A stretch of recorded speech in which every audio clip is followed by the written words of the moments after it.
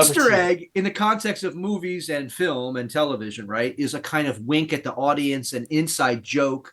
The classic one is like Hitchcock in every one of his films. You always saw at least one shot of Hitchcock in every film, right? Like it had nothing to do with the film. It would be like a crowd shot, and there'd be Hitchcock. Hey, so that's where Is that what he did? Hey, in the birds, right?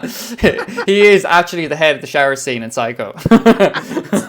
It goes back to fandom. I think like every time I've been on here, I'm very passionate about a few certain subjects, whether it's Rihanna, whether it's Wicked, whether it's whatever. But what I love about these Easter eggs, it's more than just the producers kind of having a giggle behind the scenes, putting stuff in the viewers or may not know.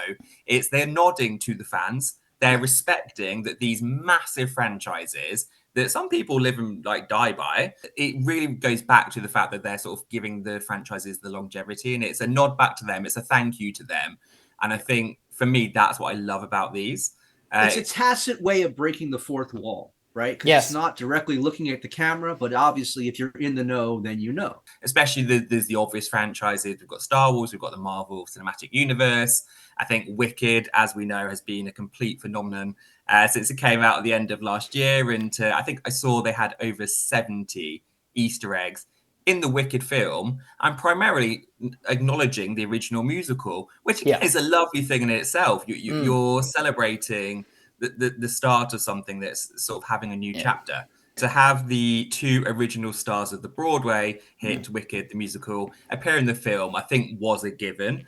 I think for me, what I enjoyed about this was the prominence of their role. They had a whole scene to themselves. They were able to sing a whole set to themselves. And then almost there was a moment in the film where they hand over to Ariana and Cynthia. We refer back to last week's episode where we spoke about E.T. and here we have E.T. So this is from episode one, I think, right? When they're in the Galactic Senate. In Star Wars, yes. The Galactic Senate. And so like there's all these different kinds of things. There's multiple Easter eggs in this scene apparently. But the one that us people remember is there's 3 ETs as being represented in Star Wars. This is really cool. Because Lucas and Spielberg Easter egg each other back and forth across like 10 different films. Oh, that's so cute. So apparently every time Spielberg does something, it's something in reference to Star Wars. Every time Star Wars does something, it's reference obviously Spielberg has many more things to pull from than Lucas does, but that's apparently what they do back and forth. It's like cinematic love between directors.